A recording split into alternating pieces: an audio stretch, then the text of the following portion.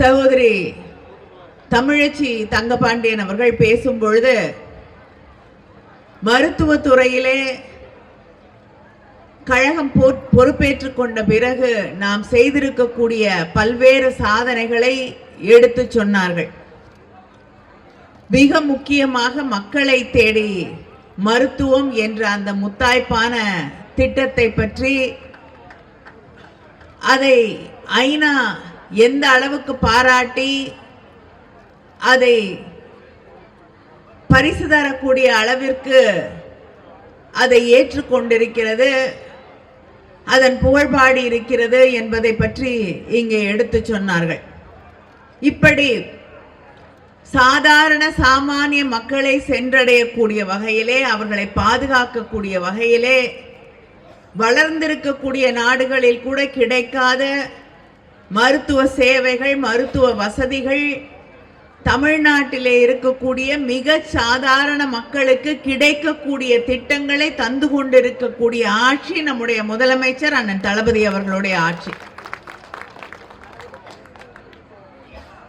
நான் சில நாட்களுக்கு முன்பு வரை மக்களை தேடி மருத்துவம் என்பதுதான் மருத்துவ துறையிலே அண்ணன் தளபதி அவர்களுடைய முத்தாய்ப்பான திட்டம் என்று எண்ணி இருந்தேன். ஆனால் முதலமைச்சரின் மருந்தகம் என்ற அந்த திட்டத்தை நேற்று அமைச்சரோடு சென்று பார்வையிடும் வரை மிக பெருமையாக எனக்கு தெரிந்து ஒன்றிய அரசாங்கத்தோட ஒரு உருப்படியான திட்டம் இருக்கு. என்ன இருக்குன்னா, அது முன்னாடியே இருந்த ஆட்சி போட்டு கட்டமைத்து உருவாக்கி இருந்த திட்டம் என்றாலும் அதை செயல்படுத்தி இருக்கக்கூடியவர்கள் என்ற ஆட்சியில இருக்கக்கூடிய பாஜக ஆட்சியில ஒரு உருப்படியான திட்டம் பிரதான் மந்திரி ஜன் ஔஷதி அப்படிங்கிற ஒரு திட்டம். அதாவது சாதாரண சாமானிய மக்களுக்கு நியாயமான விலையிலே மருந்துகள் கிடைக்கக்கூடிய திட்டம். அது ஏதோ நல்ல திட்டம் நான் நினைச்சிட்டு இருந்தேன். ஆனா நம்முடைய முதலமைச்சர் அவர்களுடைய திட்டத்தை பார்த்த பிறகு ஏன் இவ்வளவு மலிவான விலைக்கு ஒரு மாநில அரசாங்கம் மருந்துகளை மக்களுக்கு வழங்கும் போது இதுல இரட்டிப்பு விலைக்கு ஏன் ஒன்றிய அரசாங்கம் மருந்துகளை வழங்கி கொண்டிருக்கிறது என்று எனக்கு புரியவில்லை.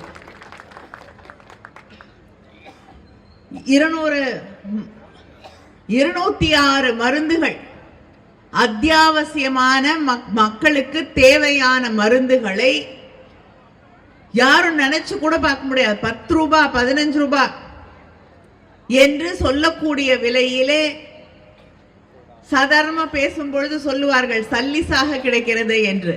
அப்படி கிடைக்கக்கூடிய வகையிலே யாரும் என்னுடைய வருமானத்துல பாதி மருந்துக்கே போகுதுன்னு சொல்லி கவலைப்பட முடியாத அளவிற்கு அவ்வளவு சாதாரண விலைக்கு மக்களுக்காக அந்த முதலமைச்சருடைய மருந்தகத்திலே வழியாக இன்று 200 மருந்துகளுக்கு மேல் வழங்கப்படுகிறது என்றால் இதைவிட சிறப்பான ஒரு திட்டம் வேறு எதுவும் இருக்க முடியாது. ஏன்னா ஒவ்வொருவர் வீட்லயும் பெரியவர்கள் இருக்காங்க. ஒவ்வொருவருக்கும் ஏதாவது ஒரு வகையிலே ஒரு மருந்து தினமும் தேவைப்படக்கூடிய ஒரு சூழலிலே தான் நாம் வாழ்ந்து கொண்டிருக்கிறோம். குழந்தைகளுக்கு ஏதாவது ஒன்று தேவைப்படுது, பெரியவர்களுக்கு ஒன்று தேவைப்படுகிறது, இளைஞர்களுக்கு கூட தினம் பிரஷர் இருக்கு, டயபெட்டிஸ் இருக்கு, அதனால மருந்து தேவைப்படுகிறது. இப்படி ஒவ்வொரு மாதமும் வரக்கூடிய வருமானத்திலே மருந்துக்கே செலவு செய்து கொண்டிருக்கிறோம் என்று சொன்ன அந்த நிலையை மாற்றி இருக்கக்கூடிய நம்முடைய திட்டம் தான் இந்த முதலமைச்சருடைய மருந்தகம் என்ற மிகச் சிறப்பான ஒரு திட்டம். இப்படி நம்முடைய ஆட்சியிலே ஒவ்வொரு நாளும் அமைச்சர் பேசும் பொழுது சொன்னாரே, நம்முடைய முதலமைச்சர் அவர்களுடைய பெருமை, அவருடைய செல்வாக்கு என்பது தமிழ்நாட்டிலே பிப்ரவரியிலிருந்து இன்னும் சில மாதத்திலேயே இன்னும் அதிகப்படியாக வளர்ந்திருக்கிறது என்றால் எப்படி ஒவ்வொரு நாளும் மக்களுக்கான பல்வேறு திட்டங்களை ஆட்சி பொறுப்பேற்றுக் கொண்ட போது முதலமைச்சர் சொன்னார் அல்லவா, எனக்கு வாக்களித்த மக்களுக்கும் வாக்களிக்காத மக்களுக்கும் சேர்த்து நான் முதலமைச்சராக செயல்படுவேன். ஏன் எங்களுக்கு வாக்களிக்கவில்லை என்று அவர்கள் நினைக்கக்கூடிய அளவுக்கு நான் முதலமைச்சராக செயல்படுவேன் என்று. அந்த வாக்களிக்காத மக்கள் இன்று ஏன் இவருக்கு நாம ஓட்டு போடல என்று வருத்தப்படக்கூடிய அளவிற்கு வருந்தி இன்று அடுத்த தேர்தலிலே நிச்சயமாக அவருக்கு வாக்களிப்போம் என்ற அந்த உறுதியை ஏற்றுக்கொண்டிருக்கிறார்கள். அதனால்தான் முதலமைச்சருக்கு இந்த அளவுக்கு செல்வாக்கு பெருகி இருக்கிறது என்பதை நாம் புரிந்து கொள்ள முடிகிறது. இப்படிப்பட்ட ஆட்சி பெண்களுக்கு அவர்களுடைய எதிர்காலத்திற்கு இங்கே இருக்கக்கூடிய சகோதரிகளுக்கு நான் சொல்லி தெரிய வேண்டிய அவசியம் இல்லை. விடியல் பயணம். நீங்க யார்கிட்டயும் போய் கையை நீட்டி நான் வெளியில போனோம் போகட்டுமா இல்லையான்னு கேட்க வேண்டாம். நீங்க பாட்டு வெளியில போனோம்னு முடிவு பண்ணிட்டீங்கன்னா நேரா போய் பஸ்ல ஏறி எங்க வேணாலும் போலாம். உங்களை யாரும் கேள்வி கேட்க முடியாது. பஸ்லயும் கேட்க முடியாது, வீட்லயும் கேள்வி கேட்க முடியாது. ஏன் செலவு பண்றேன்னு யாரும் கேட்க முடியாது. ஏன்னா அவங்க பஸ்ல போனாங்கன்னா வெளியில போனாங்கன்னா தான் செலவு. நீங்க போனீங்கன்னா ஒரு செலவும் இல்லை. அதனால நீங்க பல நேரங்கள்ல சொல்லலாம், நீங்க வீட்டுல இருங்க, நாங்க வெளியில போறோம், அப்பதான் வீட்டுல செலவு கம்மியா இருக்கும் இல்லையா? இங்க இருக்கக்கூடிய சகோதரிகள், அந்த குடும்பத்தில் இருக்கக்கூடிய இளம் பெண்கள் எந்த காலகட்டத்திலையும் அவங்களுடைய கல்வி தடைப்பட்டு விடக்கூடாது. இன்னைக்கு ஒன்றிய அரசாங்கம் நமக்கு சொல்லி தருகிறார்கள் புதிய கல்விக் கொள்கை. அவங்க இன்னொரு 30 வருஷம் பொறுத்து எந்த இலக்கை உயர்கல்வியிலே அடைய நினைக்கிறார்களோ அந்த இலக்கை தமிழ்நாடு ஏற்கனவே தாண்டிவிட்டது. அதையும் தாண்ட வேண்டும். நம்முடைய சாதனையை நாமே விஞ்சி நிற்க வேண்டும் என்பதற்காக நம்முடைய முதலமைச்சர் அவர்கள் இங்கே இருக்கக்கூடிய பெண்களுடைய கல்வி எந்த விதத்திலும் தடைப்பட்டு விடக்கூடாது. உயர்கல்வி, ஏன்னா பள்ளி கல்விக்கு நம்முடைய தலைவர் கலைஞர் அவர்கள் எல்லா பெண்களும் பள்ளிக்கூடம் வரைக்கும் படிக்கணும் முடிக்கணுங்கிறதுக்காகத்தான் திருமண உதவி திட்டம் என்ற அந்த திட்டத்தையே கொண்டு வந்தார்கள். அந்த திட்டத்தின் வழியாக நீங்க பெண் பிள்ளையை படிக்கவை, திருமணத்தை நான் செய்து வைக்கிறேன் என்று திட்டத்தை கொண்டு வந்தார்கள். இன்னைக்கு பெண்கள் எல்லாம் படித்துவிட்டு கல்லூரிக்கு போகக்கூடிய நிலைக்கு வந்து விட்டார்கள். கல்லூரி படிப்பு எதற்காகவும் தடைப்பட்டு விடக்கூடாது என்பதற்காக நம்முடைய முதலமைச்சர் அண்ணன் தளபதி அவர்கள் புதுமை பெண் என்ற அந்த திட்டத்தின் வழியாக மாதம் 1000 ரூபாய் நான் தருகிறேன், நீங்க போய் கல்லூரியிலே படியுங்கள். முதல்ல அது அரசு பள்ளிகளிலே படித்த பெண்களுக்கு என்று கொண்டு வரப்பட்ட திட்டம். பிறகு அது அரசு உதவி பெறக்கூடிய பள்ளிகளிலே படிக்கக்கூடிய பிள்ளைகளுக்கும் என்று இன்று விரிவாக்கப்பட்டிருக்கிறது. சில பேர் கேட்டாங்க, ஏன் பெண்களுக்கு மட்டும்தான் இந்த அரசாங்கம் ஒரு நல்ல உயர்கல்விக்கான திட்டத்தை தர வேண்டுமா, நாங்கள்லாம் என்ன பண்றது என்று இளைஞர்கள் கேட்ட பொழுது, உங்களுக்காகவும் அந்த திட்டத்தை நான் விரிவுபடுத்தி தருகிறேன் என்று தமிழ் புதல்வல் என்று மாதம் 1000 ரூபாய் உயர்கல்விக்கு செல்லக்கூடிய மாணவர்களுக்கும் வழங்கப்படுகிறது. இப்படி தமிழ்நாட்டிலே இருக்கக்கூடிய அத்தனை பிள்ளைகளும் உயர்கல்விக்கு செல்லக்கூடிய பிள்ளைகள். தூத்துக்குடியில தான் அந்த திட்டத்தை நம்முடைய முதலமைச்சர் அவர்கள் நேரிலே வந்து அரசு உதவி பெறக்கூடிய பள்ளிகளிலே படித்த பிள்ளைகளுக்கும் அது தரப்படும் என்று விரிவாக்கம் செய்யப்பட்ட போது அந்த மேடையிலே ஒரு பெண் பேசினார். இந்த திட்டம் வருவதற்கு முன்னால் எனக்கு திருமணமாகிவிட்டது, படிப்பதற்கு வழி இல்லை, வாய்ப்பில்லை, வசதி இல்லை. நான் எனக்கு எப்பொழுதுமே நர்ஸ் ஆக வேண்டும் என்று ஒரு மிகப்பெரிய கனவு இருந்தது. ஆனால் அந்த கனவு நிறைவேறாது என்று நம்பிக்கையற்று நான் இருந்தேன். திருமணமாகியது, குழந்தை பிறந்து விட்டது, இனிமேல எதுவும் படிக்க முடியாதுன்னு நினைச்சிட்டு இருந்தேன். ஆனா நம்முடைய முதலமைச்சர் இந்த திட்டத்தை, புதுமை பெண் என்ற இந்த திட்டத்தை கொண்டு வந்த பிறகு நான் மறுபடியும் கல்லூரிக்கு சென்று படிக்கக்கூடிய நிலையை முதலமைச்சர் எனக்கு உருவாக்கி தந்தார். இப்படி எத்தனையோ இளம் பெண்கள், இளைஞர்களுடைய கனவுகளை எல்லாம் நிஜமாக்கி கொண்டிருக்கக்கூடிய ஆட்சி நம்முடைய முதலமைச்சர் அண்ணன் தளபதி அவர்களுடைய ஆட்சி. நமக்கு புதிய கல்விக் கொள்கையை ஒன்றிய அரசாங்கம் சொல்லித் தருகிறேன் என்று கொண்டு வருகிறார்கள். இந்த புதிய கல்விக் கொள்கை நாங்கள் சொல்லித் தந்து நீங்கள் கற்றுக்கொள்ள வேண்டும். தமிழ்நாடு தான் எல்லா விதத்திலும் கல்வியிலே சிறந்து விளங்கக்கூடிய மாநிலங்களிலே ஒன்றாக இருப்பது தமிழ்நாடு. தலைவர் கலைஞர் அவர்களுடைய ஆட்சி காலத்திலாம் சின்ன சின்ன கிராமங்கள்ல, சின்ன சின்ன ஊர்ல எல்லாம் கல்லூரிகளை துவங்கியது தலைவர் கலைஞர் அவருடைய ஆட்சியிலே தான். அப்பதான் வெளியூர்ல போய் படிக்கணும்னா வசதி இல்லாத குடும்பங்கள்ல அனுப்ப மாட்டாங்க. பெண்களை வெளியூருக்கு போய் படிக்கிறதுக்கு அனுப்ப மாட்டாங்க. கல்லூரிக்கெல்லாம் பக்கத்து ஊர்லயே பஸ்ல போயிட்டு வீட்டுக்கு வந்துட முடியும்னா வசதி இல்லாத குடும்பங்கள்ல இருக்கக்கூடிய பிள்ளைகளும் போய் படித்து விட்டு வர முடியும், பெண்களும் போய் படித்து விட்டு வர முடியும். அதனால்தான் இன்று உயர்கல்வியிலே நாம் இந்த அளவுக்கு உயர்ந்திருக்கிறோம் என்றால் அது தலைவர் கலைஞர் அவர்கள் கொண்டு வந்த திட்டம். இங்கே இருக்கக்கூடிய இன்று இந்த நம்முடைய பள்ளிகளிலே, நம்ம பள்ளிகளை பார்த்துதான் இன்னைக்கு இந்தியாவிலேயே மதிய உணவு திட்டம் கொண்டு வரப்பட்டது. இன்று இந்த நாட்டிற்கே முன்னுதாரணமாக நம்முடைய முதலமைச்சர் அவர்கள் காலை உணவு திட்டத்தை கொண்டு வந்திருக்கிறார்கள். இப்படி புதிய திட்டங்களை கொண்டு வந்து பிள்ளைகளின் கல்விக்கு, அந்த கல்வி எந்த விதத்திலும் தடைபட்டு விடக்கூடாது என்று பாடுபட்டு கொண்டிருக்கக்கூடிய நமக்கு அவர்கள் கல்விக் கொள்கையை சொல்லித் தருகிறார்கள். அந்த கல்விக் கொள்கையில ஹிந்தியை நீங்க படிக்கணும். தமிழ்நாட்டில் இருந்து வரக்கூடிய வரியை வாங்கிக்கிறீங்க. ஜிஎஸ்டின்னு சொல்லி தமிழ்நாட்டுடைய வரி மொத்தத்தையும் எந்த மாநில அரசாங்கமும் வரி போட முடிவதில்லை. நிதியமைச்சர் வந்திருந்தா நிச்சயமா அதை பத்தி பேசியிருப்பாரு. அதனால நம்முடைய வரியெல்லாம் வாங்கி வச்சுக்கிட்டு நமக்கு தர வேண்டிய நிதியை தருவதில்லை. இதுல நீ 3 மொழியை படிச்சாதான் உங்க பிள்ளைகளுக்கு கல்விக்காக தரக்கூடிய பணத்தை, 2000 கோடிக்கு மேல தர வேண்டிய பணத்தை, SSA ஸ்கீம்ல கொடுக்க வேண்டிய பணத்தை நான் கொடுப்பேன் அப்படின்னு மத்திய ஒன்றிய அரசாங்கம் பிடித்து வைத்துக் கொண்டு இன்று 3 மொழிகளை படியுங்கள் படியுங்கள் படியுங்கள் என்று ஹிந்தியை திணித்துக் கொண்டிருக்கிறார்கள். இப்ப திடீர்னு ஒரு புது கதையை சொல்றாங்க. 3 மொழி படிங்கன்னு சொல்றோம், ஹிந்தி படிங்கன்னு நாங்க சொல்லவே இல்லையே. 3 மொழினா நீ எதை வேணாலும் படி அப்படின்னு தானே சொல்றோம்.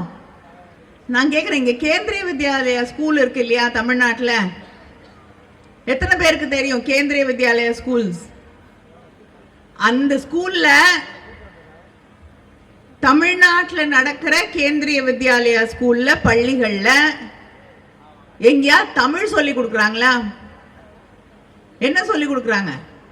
ஹிந்தி, இங்கிலீஷ், 3வது மொழியா என்ன சொல்லி தராங்க? என்ன சொல்லி தராங்க 3வது மொழியா? அது என்ன மொழின்னு உங்களுக்கு தெரியாதா? யாராவது பேசினா தானே தெரியும் என்ன மொழின்னு. சமஸ்கிருதம். ஏன் சமஸ்கிருதம் சொல்லி தராங்க? ஏன்னா உலகம் முழுவதும் எல்லாரும் நிறைய பேர் பேசுற மொழி சமஸ்கிருதம் இல்லையா? மொத்தம் உலகத்திலேயே அந்த சமஸ்கிருதம் பேசுறதுக்கு 5000 பேர் கூட இருக்க மாட்டாங்க. இந்த கோயில்ல பூஜை பண்றவங்களுக்கு எல்லாம் சமஸ்கிருதம் தெரியும்னு கிடையாது, மந்திரம் சொல்ல தெரியும். அவங்களுக்கு சமஸ்கிருதம் பேச தெரியும்லாம் சொல்ல முடியாது. அதனால யாரும் பேசாமல் புழக்கத்தில் இல்லாத ஒரு மொழியை, இந்த மொழியை நீங்க கத்துக்கிட்டாதான் இந்திய கலாச்சாரத்தை புரிந்து கொள்ள முடியும். இந்தியா என்பது இந்த மொழியில் தான் அடங்கி இருக்கிறது என்று அதை பள்ளிக்கூடங்கள்ல திணிக்கிறார்கள். இதுக்கு முன்னாடி உங்க ஆட்சிக்கு வரதுக்கு முன்னாடி ஜெர்மன் சொல்லி கொடுத்துட்டு இருந்தாங்க, மற்ற மொழிகளை சொல்லி கொடுத்துட்டு இருந்தாங்க. அதெல்லாம் வேண்டாம், நீங்க சமஸ்கிருதம் படின்னு சொல்லி இந்த கேந்திரிய வித்யாலயா பள்ளிகள்ல ஹிந்தியையும் சமஸ்கிருதத்தையும் திணித்து கொண்டிருக்கிறார்கள். தமிழ்நாட்டில் சொல்லி தரதில்லை. தமிழ் படிக்கணும்னா அந்த பள்ளிகள்ல இருக்கக்கூடிய 10-20 பிள்ளைங்க சேர்ந்து போய் அங்க இருக்கக்கூடிய நிர்வாகத்திடம் கோரிக்கை வைக்க வேண்டும்.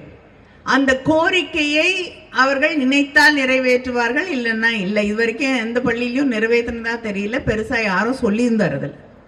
இப்படிப்பட்டவர்களை நம்பி நீ எந்த மொழி வேணாலும் நீ படின்னு விட்டுருவீங்கன்னு நாங்க நம்பி 3 மொழி கொள்கையை ஏற்றுக்கொண்டால் இங்கே நீங்கள் எந்த மொழியை கொண்டு வந்து திணிப்பீர்கள் என்பது தெரியாமலா எங்களுடைய முதலமைச்சர் இதை எதிர்க்கிறார். ஒன்று ஹிந்தி இல்லைன்னா சமஸ்கிருதத்தை கொண்டு வந்து திணிப்பீங்க. இங்கே ஆங்கில படித்துக் கொண்டிருக்கக்கூடிய எங்க பிள்ளைகளுடைய நிலைமை என்ன ஆகும்? இன்று உலகம் முழுவதும் இங்கே இருக்கக்கூடிய பிள்ளைகள் எங்க நினைச்சாலும் போய் வேலை தேடிக்கிட்டு போக முடியும்.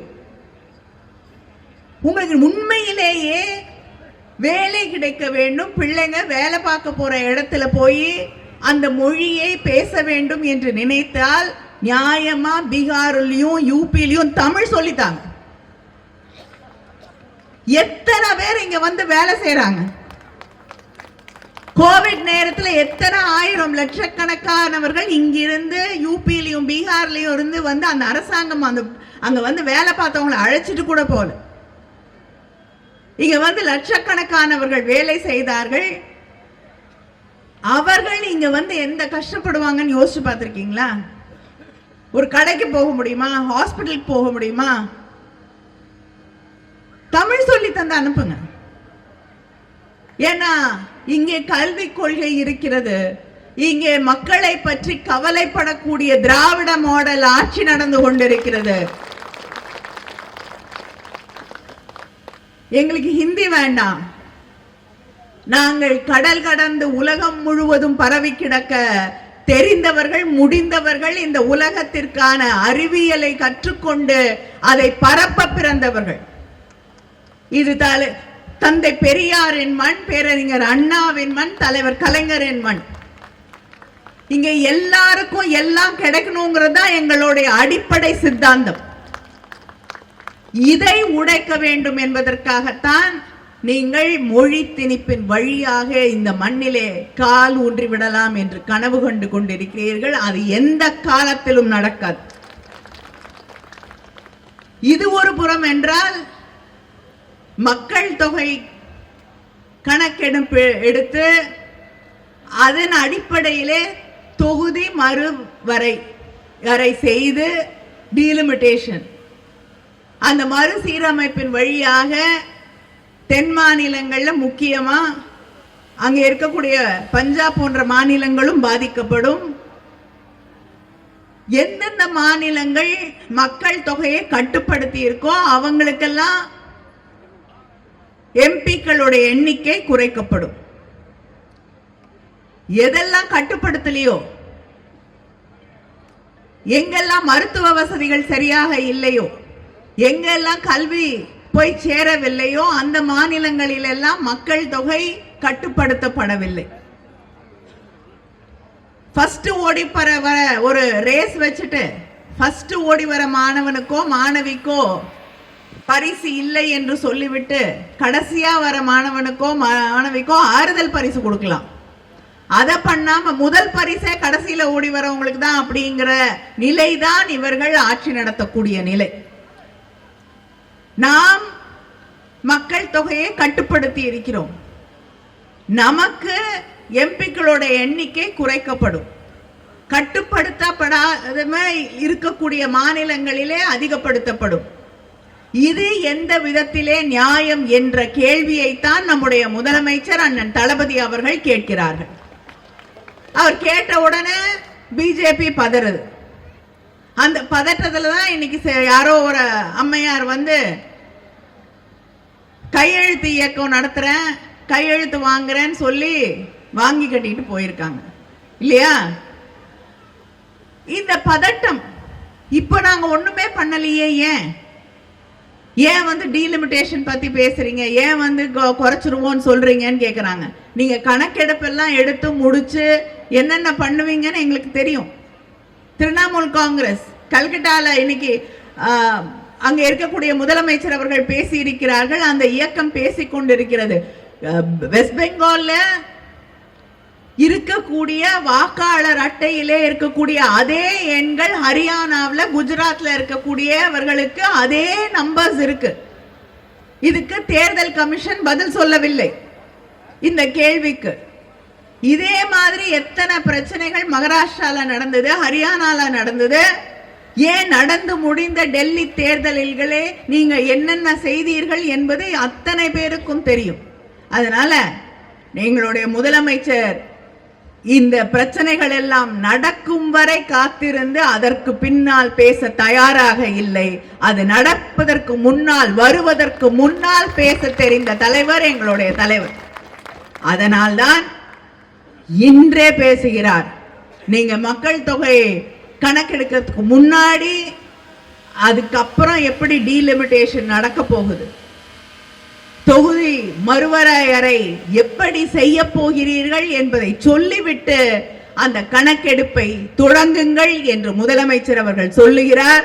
அதனாலதான் நேற்று எல்லா கட்சிகளையும் இணைத்து தமிழ்நாட்டிலே இருக்கக்கூடிய, தமிழ்நாட்டை பற்றி அக்கறை இருக்கக்கூடிய அத்தனை கட்சிகளும் ஒருமித்த குரலிலே வந்து பேசுங்கள் என்ற அந்த முன்னெடுப்பை எடுத்து அத்தனை பேரையும் ஒன்றிணைத்திருக்கக்கூடிய முதலமைச்சர் நம்முடைய முதலமைச்சர் அண்ணன் தளபதி அவர்கள். அவருக்கு என்னுடைய பிறந்த நாள் வாழ்த்துக்களை மறுபடியும் இந்த மேடையிலே தெரிவித்து, அவர் பின்னால் அணி திரள்வோம். தமிழகத்தின் உரிமைகளை, தமிழை, நம்முடைய பிள்ளைகளின் எதிர்காலத்தை பாதுகாப்போம். நன்றி, வணக்கம்.